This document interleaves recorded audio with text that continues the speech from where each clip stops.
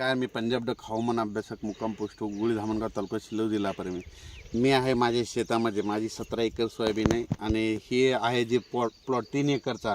हे आहे 6 जूनचे धूळ पेरणीचा प्लॉट केलेला आहे आणि ह्या धूळ पेरणी केलेल्या सोयाबीनच्या प्लॉटमध्ये म्हणजे इथं धूळ पेरणी कशामुळे केली होती की 7 तारखेला पाऊस येणार होता म्हणून 6 जूनला धूळ पेरणी केली.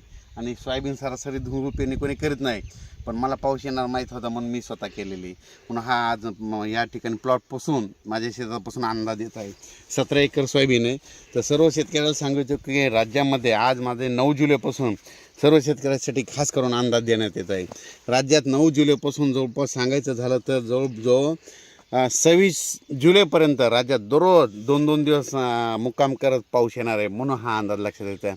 राज्यात सांगायचं झालं तर आपण एक भागाकडे वळू. सांगायचं झालं तर पूर्व विदर्भ, पश्चिम विदर्भ, दक्षिण महाराष्ट्र, उत्तर महाराष्ट्र, कोकणपट्टी, खानदेश, मराठवाडा म्हणजे जवळपास सर्व भागात राज्यामध्ये जवळपास 26 जुलैपर्यंत चांगला पाऊस बरसणार आहे म्हणून हा अंदाज लक्षात घ्यायचा. राज्यात सांगायचं झालं तर म्हणजे हा पाऊस सगळीकडे ओढे नाले वाहतील असा पडणार आहे. जिथं ज्या ठिकाणी छोटे डोंगरामध्ये छोटे छोटे तळे ते लगेच ह्या म्हणजे 26 जुलैच्या आज सगळे ते छोटे तळे भरून जातील आणि मोठ्या धरणामध्ये मात्र चांगली आवक यायला सुरुवात होईल म्हणून हा अंदाज लक्षात घ्यायचा. परत एक सांगू इच्छितो की राज्यामध्ये मागेच तुम्हाला एक सांगितलं होतं की एका अंदाजामध्ये सांगितलं होतं की राज्यामध्ये यापुढं पाऊस कधीच कोणाला विचारत नाही. 10 जुलै ते 15 जुलै ही तारीख कॅलेंडरमध्ये अशी गोल करून ठेवत जा. दरवर्षी राज्यामध्ये 10 जुलै ते 15, 10, 11, 12, 13, 14, 15 जुलैमध्ये पाऊस पडतो. हे कायमचं लक्षात येतं. याचं एक वैशिष्ट्य सांगतो तुम्हाला. दरवर्षी पंढरपूरची यात्रा कधी असते, कधी 8 जुलैला येते, कधी 9 जुलैला येते, कधी 10ला येते, कधी 11 जुलैला येते. तर सर्व शेतकऱ्याला सांगू इच्छितो की राज्यामध्ये दरवर्षी 10, 11, 12, 13, 14, 15 जुलै दरम्यान पाऊस येतो. हे कायमचं सर्वांनी लक्षात घ्यायचं. योगायोगाने ही तारीख उद्याच आलेली आहे बघा. उद्यामध्ये 9, उद्या 10 जुलै बघा. 10 जुलै ते 15 जुलै राज्यात पाऊस पडतोय का नाही. दररोज राज्यामध्ये काय होणार आहे, दररोज 2-2 दिवस एका भागात मुक्काम करणार आहे, चांगला पाऊस पडणार आहे आणि सर्व शेतकऱ्याचं पिकं जोमाने येणार आहेत म्हणून हे सर्वांना सांगतो.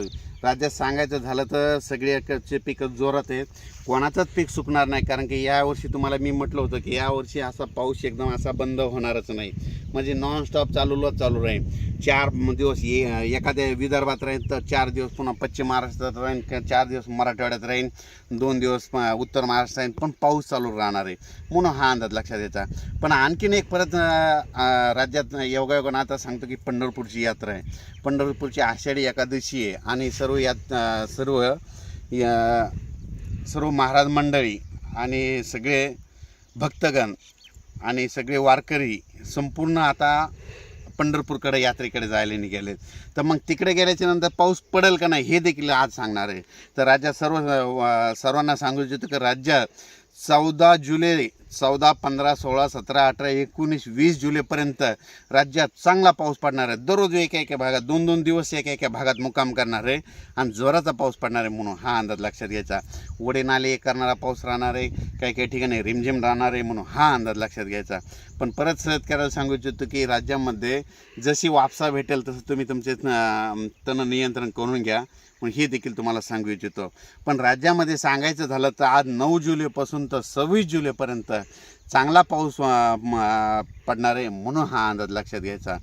परत एक सांगू इच्छितो की राज्यात अचानक वातावरणात बदल झाला तर लगेच एक मेसेज दिला जाईल. पण एक मी मागच्या वेळेसच सांगितलं होतं की राज्यामध्ये यावर्षी जुलै महिन्यात चांगला पाऊस होणार आहे म्हणून सांगितलं होतं. आणि तुम्ही बघा आज म्हणजे कालचंच बघा, काल ह्या 2-3 दिवसामध्ये खामगाव बुलढाणा जिल्ह्यामध्ये इतका पाऊस पडला की काही जणांच्या शेतामध्ये लिंबुणीचे झाडं होते तर लिंबुणीच्या झाडाच्या वरतून पाणी गेलं. म्हणजे काही शेतामध्ये 8-8, 9-9 फुटाचं पाणी गेले.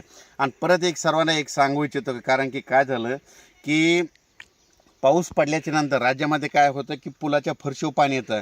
माझी सर्वांना विनंती आहे की पुलाच्या फरशीवर पाणी आल्यास ते पूल ओलांडू नका. कारण की काय झालं, कधी ते पूल पडलेला असू शकतो, कधी खड्डा पडलेला असतो आणि अशा घटना घडाल्यात म्हणून सर्वांना एक विनंती. कारण की हे जे 10 ते 26 जुलैचा जे पाऊस पडणार आहे, 10 ते 26 जुलैपर्यंतच्या दरम्यानचा पाऊस पडणार आहे. वड्या नाल्याला पाणी येणार आहे आणि काय करतात, आपल्याला घरी जायची घाई असल्यामुळं पुलं ओलांडतात. म्हणून माझी सर्वांना एक विनंती, पुलाच्या फरशीवर पाणी आल्यास पुढे जाऊ नका म्हणून सर्वांना विनंती.